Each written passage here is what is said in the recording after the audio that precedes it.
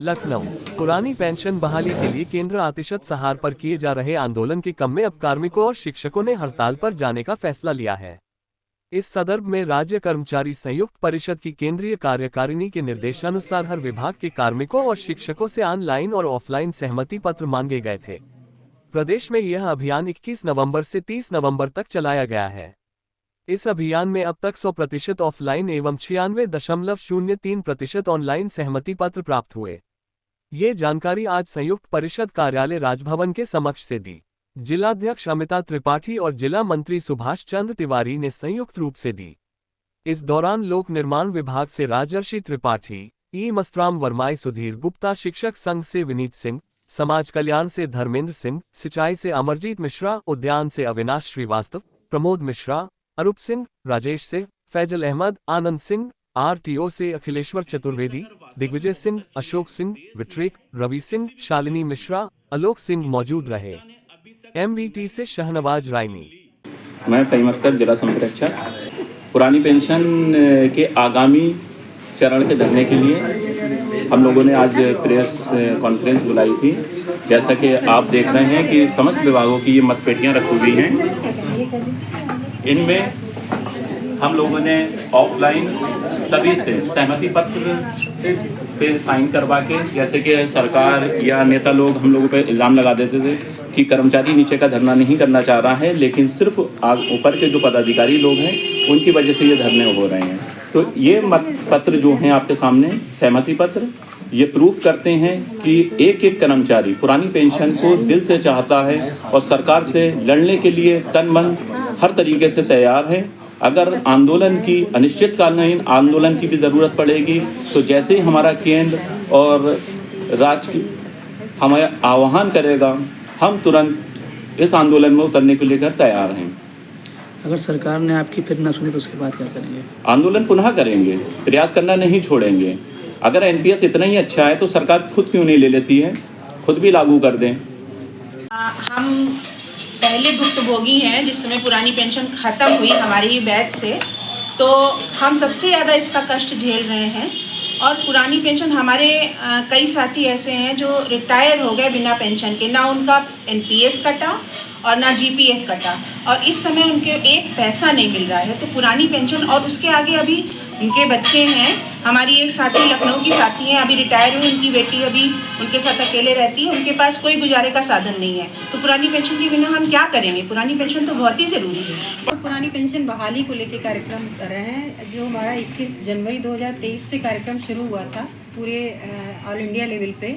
इसमें हमारा राज्य कर्मचारी संयुक्त परिषद, शिक्षक के जितने भी केंद्रीय संगठन, रेलवे, पोस्टल, इनकम टैक्स, सभी विभागीय सभी लोग मिलकर इस कार्यक्रम चला रहे थे।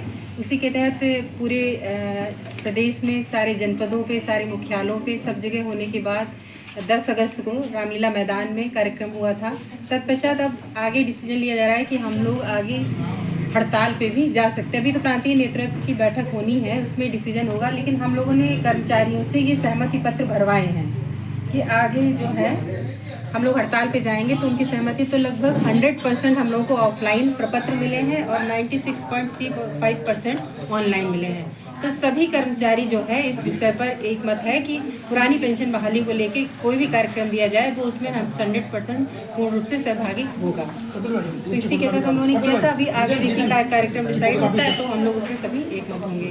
पेंशन हमको एक समाज में हमको सम्मान देता है। अगर हमको पेंशन नहीं प्राप्त होगी तो हमारे ही बच्चे हमको घर से बाहर कर देंगे। तो सरकार क्या हमको आश्रय देगी? सरकार तो हमको आश्रय देगी नहीं। चूँकि हम कर्मचारी हैं तो हमको वृद्धावस्था का भी लाभ नहीं मिलेगा और हमको अन्य योजनाओं का लाभ भी नहीं मिलेगा। अगर हम किसान के बेटे हैं तो हमको उसका भी लाभ नहीं मिलेगा, तो हमको कोई भी लाभ नहीं मिलेगा। तो क्या सबसे गया गुजरा कर्मचारी ही है? हम तो आपके अंग हैं, हम आपकी सभी योजनाओं को अमल में लाते हैं। आप जो विकास का खाका खींच रहे हैं, चाहे आपका आगरा एक्सप्रेस हो, चाहे पूर्वांचल एक्सप्रेस हो, चाहे बुंदेलखंड हो, वहाँ पे राज्य कर्मचारियों की जो टीम ने कार्य किया, भाई IAS हो, PCS हो, वो भी तो कर्मचारी है। चाहे पुलिस डिपार्टमेंट से हो, चाहे SP हो, चाहे दरोगा हो, चाहे सिपाही हो, आपकी सुरक्षा व्यवस्था को अपना रहा है तो भी तो कर्मचारी है। आखिर उसका भी तो परिवार आखिर कहाँ जाएगा? भाई हमारे जो हमारी सुरक्षा में लगे हुए हैं वो आपके पूरे जीवन का सुरक्षा करते हैं एक शैडो के रूप में। और बुढ़ापे में कहाँ जाएंगे वो, उनको कोई पेंशन नहीं मिल रही है। जो भी हमारे सिपाही भर्ती में 2005 के बाद में वो अपना, चूंकि वो एक नियमों में बंधे हुए हैं, वो हमको दर्द बयान नहीं कर सकते, उनका कोई संगठन नहीं है, लेकिन हम ही उनके लिए माध्यम है। तो मेरा ये कहना है कि जो हमारी सुरक्षा या हमारे देश की जो सुरक्षा कर रहे हैं, गवर्नमेंट कहती है एक संविधान एक देश, कहाँ पर एक संविधान एक देश है? अपने लिए आपका अलग नियम है, मेरे लिए अपना अलग नियम है। तो इस प्रेस वार्ता के माध्यम से मैं इतना ही कहना चाहूँगा कि सरकार को चेताना चाहता हूँ कि सरकार हमारे केंद्रीय नेतृत्व से बात करे और बीच का रास्ता निकाल करके पुरानी पेंशन व्यवस्था बहाली का आदेश करे।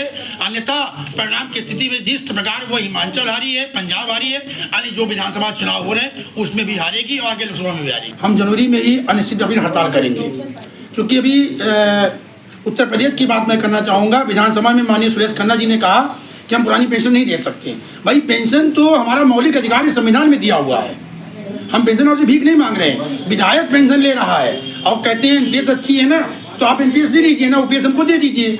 आप हमारे प्रांतीय नेतृत्व के साथ बैठिए और बैठ के गुड़ा भाग करिए। हम आपसे जो 14% आप देने मत दीजिए ना। नहीं, हम ये कहते हैं 14% आप हर महीने हमें क्यों दे रहे हैं? 14% आप हमारी रिटायरमेंट के बाद हमको इकट्ठा दीजिए।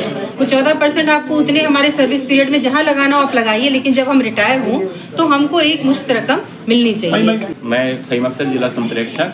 जैसे अभी हमारे जिला मंत्री और जिला अध्यक्ष महोदया ने बताया आपको, अगर पेंशन उन लोगों को लगता है कि भीख है या रेवड़ी, कुछ नेता लोग आप लोगों के माध्यम से रेवड़ी का नाम देते हैं कि हम रेवड़ी क्यों दें। ये अगर उनको रेवड़ी लगती है तो वो अपने वोट बैंक के लिए भी काफ़ी रेवड़ी मतलब पब्लिक को बांटते हैं अपने वोट बैंक के चक्कर में। और हम कोई पेंशन उनसे भीख नहीं मांग रहे हैं। जो उन्होंने संविधान में संशोधन किया है उस संशोधन को फिर से सही करने के लिए उनसे अपील कर रहे हैं, बार बार अपना प्रयास कर रहे हैं।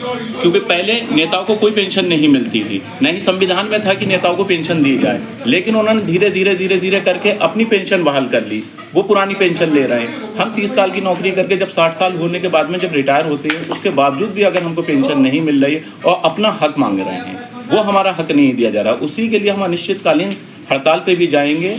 और जब भी ज़रूरत पड़ेगी, जैसे ही हमारा केंद्र और प्रदेश जब ज़रूरत होगी तब एक साथ लड़ेंगे मिलकर। केंद्र के पास या राज्यों के पास एक भी उदाहरण नहीं है जिसमें वो यह कह सके कि एनपीएस में संतोषजनक पेंशन प्राप्त है। इसी का कारण है कि सारे राज्य कर्मचारी और केंद्रीय कर्मचारी इस एनपीएस जैसी बेकार योजना का विरोध कर रहे हैं और उनका कहना यह है कि हमें पुरानी वाली ओपीएस चाहिए। हम 30-35 साल इस देश की और समाज की सेवा करते हैं, बुढ़ापे में हमें बाजार के हवाले नहीं किया जा सकता। और एनपीएस के जो भी रुझान आए हैं, किसी को 800, किसी को 1000, किसी को 1200 से ज़्यादा पेंशन नहीं मिलती। ऐसी पेंशन हमें स्वीकार नहीं है, इसलिए हम पुरानी पेंशन की लड़ाई लड़ रहे हैं। और यदि हमारा केंद्रीय नेतृत्व हमसे आह्वान करेगा तो हम हड़ताल पर जाने के लिए मानसिक रूप से तैयार हो चुके हैं और हम निश्चित ही हड़ताल करेंगे, लेकिन लेंगे पुरानी पेंशन।